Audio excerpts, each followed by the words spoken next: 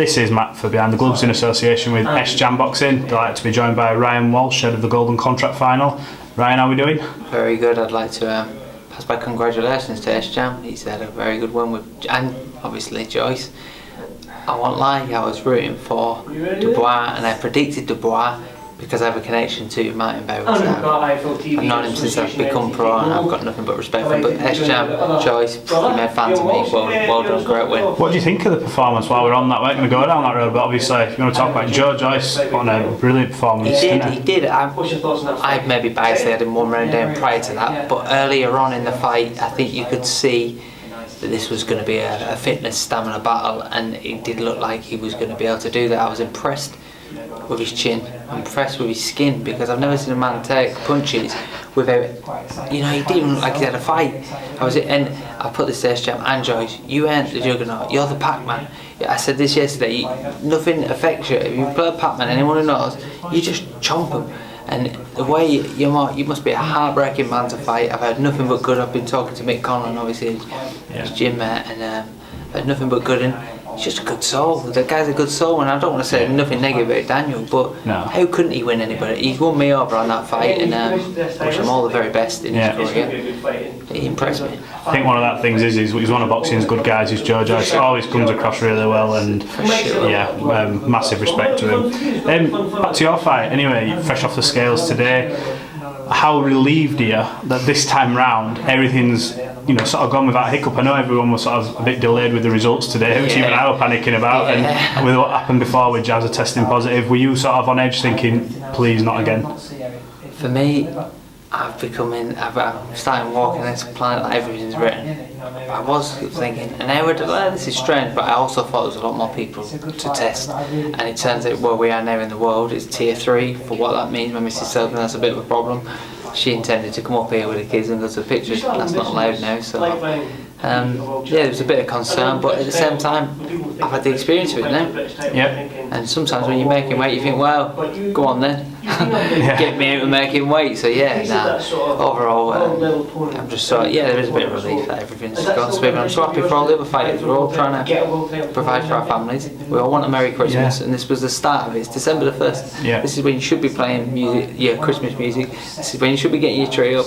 Not that November nonsense, I can't believe it. It's been blowing my mind on the radio. Don't start me on that. I've seen people early November and it blows my mind. I think it must be due to COVID though, because it's got everyone down, they want something to uplift them, but fair enough, still come on, you can't put your cheer up. And the advent calendar is the ultimate thing for this, right? You don't open that, you get your piece of chocolate, that'll boost you, but you're not laid that to December the 1st. Come on people, I'm still not laid mine yet. I'll wait until December the 3rd. Mine's just in cabinet away.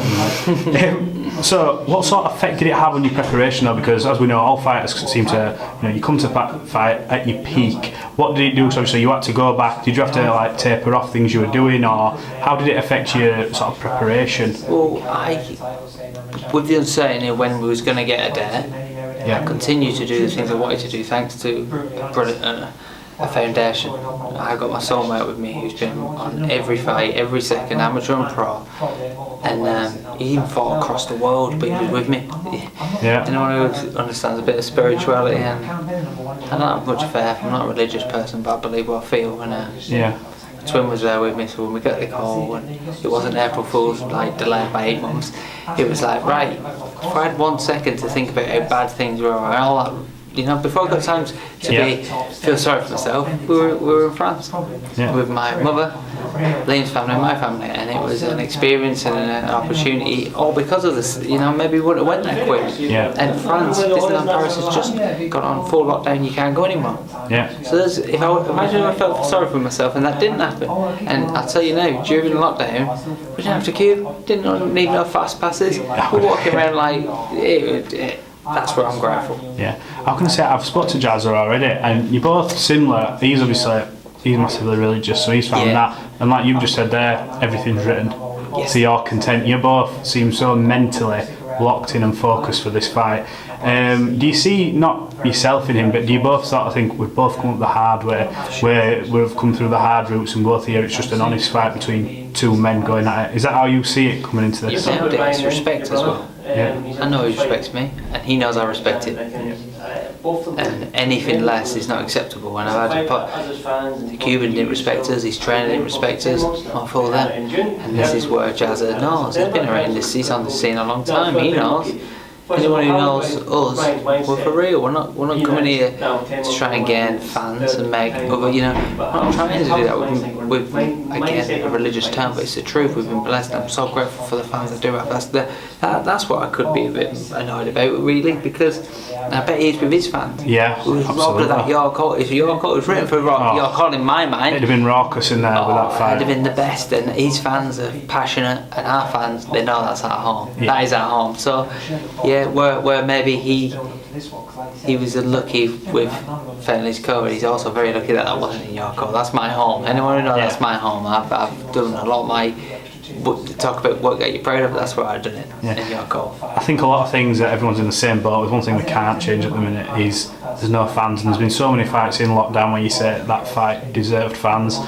There's all this card. Eggington, Joyce, Dubois. I mean, you've just named a few there. You could even look at even the female division from Jonas, Harper, Katie Taylor's fought twice now, and it looks an absolute machine again. And you talk about this fight. This fight would have been one where the crowd would have been on top, all over it, and that's what you both thrive off. But looking at the other positives, you've got backing from MTK. It's on ESPN in America, Sky Sports, and this is an opportunity to change your life. The contracts that you get, we know what that involves, and that will ultimately push you for the next. I think it's off the five fights. So. What I will say is boxing's already changed my life from the second it got me. Anyone who understands this, you can't fake fighting. My dad used to always say, you teach them to box, but you can't teach them to fight.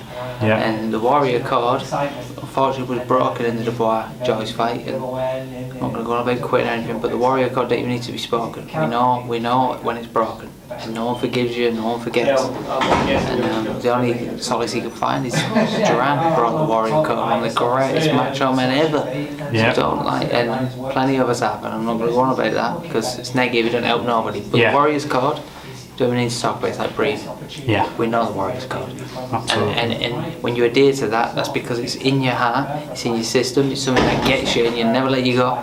My dad did stress this. Teach a man to box, but you can't teach him to fight. And the special fighters do both. The most special of all, obviously, Sugar Ray Robinson. I've watched a little thing on him recently. Insane. The guy's got over 100 knockouts. People want to talk about a go. 100 knockouts. Alright, Floyd, you had 50 fights. He's had 100 knockouts. Come on, man. I have to say, when I do study boxing and you look at all the greats and stuff, Sugar Ray Robinson stands alone. He stands alone. Because the pound for pound list is because of him, but he stands alone. We might differ, but what I mean is give me a better pound for pound and I'm going to kill him. No, because I think you'll kill me if I give it you. No, come on. No, absolutely come not. On. And I'll tell you why. Because prior to 1950, steroids didn't exist. Nowhere to cheat the human form. This guy's doing it on a couple of eggs, stag, and oatmeal. I think, so unless you can get me a guy before 1950, he stands alone. What I'm saying is, I think in terms of a goat, like when you talk about top 3, top 5. Subjective. People will say, I always go Muhammad Ali because of the things he did outside the ring. Of his life.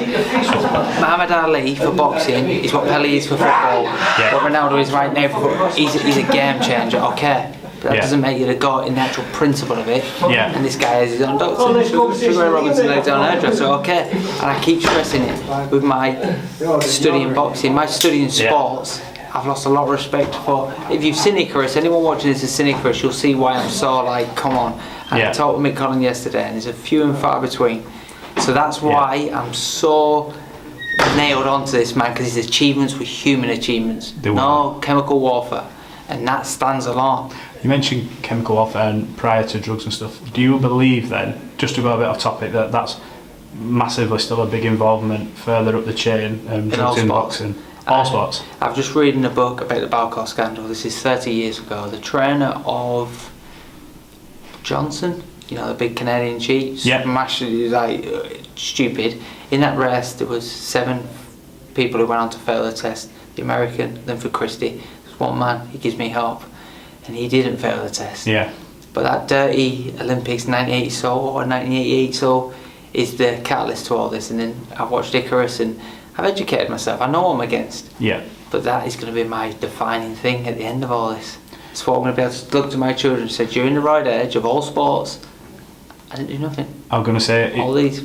It's massive to be able to look yourself in the mirror and say, you know what, I took part in a brutal sport and I did it fairly. Because we know things came out, obviously you got your likes of Big Baby Miller and all that. We've had it so much recently, haven't we? It's just... I don't want to go too much into him and give that negative. It doesn't help. But, and what I want to see in both life and sports is to legalise everything. Everything. My dad said it to me before. Yeah. The reason they can't legalise illegal drugs, why are they illegal? Every human should have the sovereignty to their own sanity, their own consciousness, their own being. And if you're not hurting the innocents, children, women, and you're doing something that's illegal, why are you doing it anymore?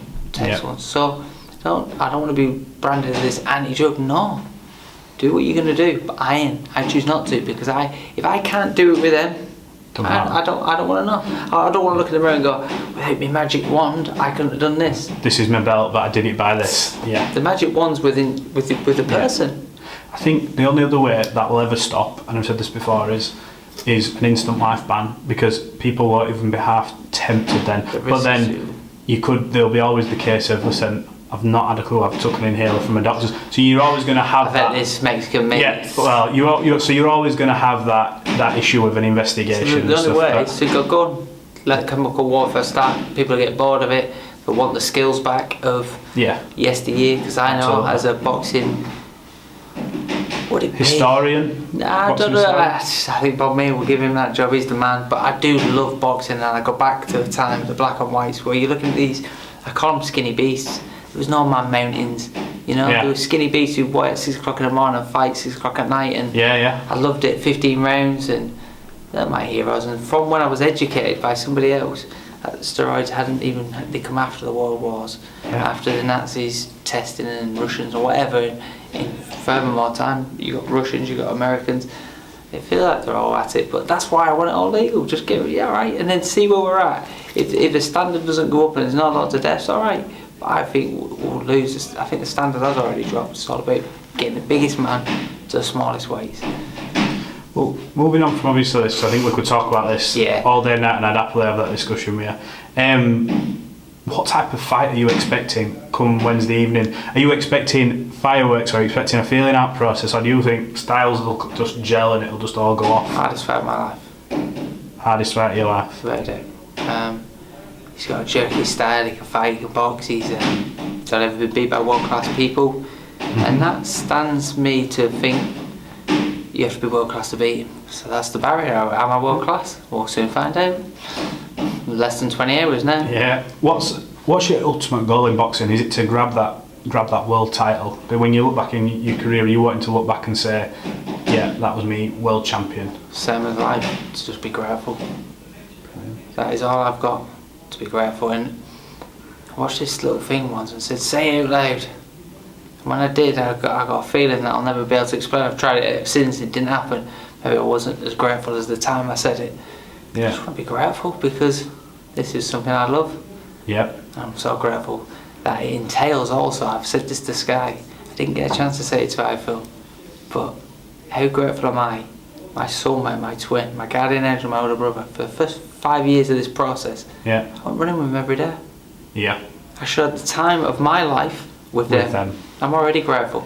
Because I'm going to say most boxers have that sacrifice where they have months away, go abroad, but you've had that, and all power to you, you've been able to share that. So in a way, you're fairly complete, aren't you, inside of how you That's feel? what I'm grateful for. My highest high in boxing so far isn't for a personal.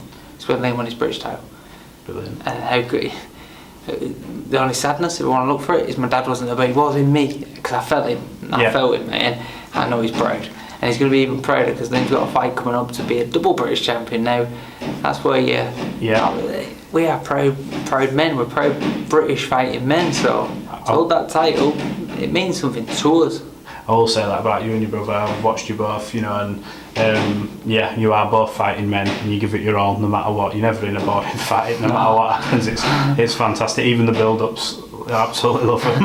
When Michael's involved, it's always entertaining. But it's always from the heart. That man, my guardian angel, he might not be here today, but he's here, judge me. And his heart is always in the right place. He's made me proud many a time, especially with Mel. I've never talked about touching any of us. Big brother dad, our guardian angel, he was brilliant. Finally, just to finish off, because you've done ages with Sky, you've had the other one before, so I appreciate you giving me all this time. Prediction, obviously you back yourself to win. Does it go the distance, or does it end within? Jazz has only been stopped twice, Galahad and Rigondeaux, and they were both world level fighters. Yeah. Galahad could be world champion on other people's cards. On mine, maybe punch for punch. The way he done it wasn't Naz's. The way I watched Naz win a world title, that's how you win a world title. So yeah, he had that lights out power, didn't he? Didn't Prince Naz? So. Naz was the man. So do you think you can stop him? Do I think I can stop Jazza Dickens? I think Jazza Dickens is going to fight that hard. He might even stop himself. He's going to fight so hard, and that's the most exciting bit. What he's going to bring. Yeah. So I haven't had that since Selby. Yeah. I don't think. And the guys who did try tip Mark to them all, they all come to try to take my head off, and he didn't have the quality he's got. Yeah. So. Well, listen, Ryan, thanks for giving me so much of your time. I cannot wait for this fight, and I'm sure everyone else here can. Me so too. You must be Honestly. absolutely on a different level as well. So 10 months. Thanks for talking to Behind the Gloves, and we'll catch up after your fight. All the best. Thank you. Hey Fight fans, it's Michelle Joy Phelps. If you haven't already subscribed to our YouTube channel, make sure you do so by clicking this icon right here, or else.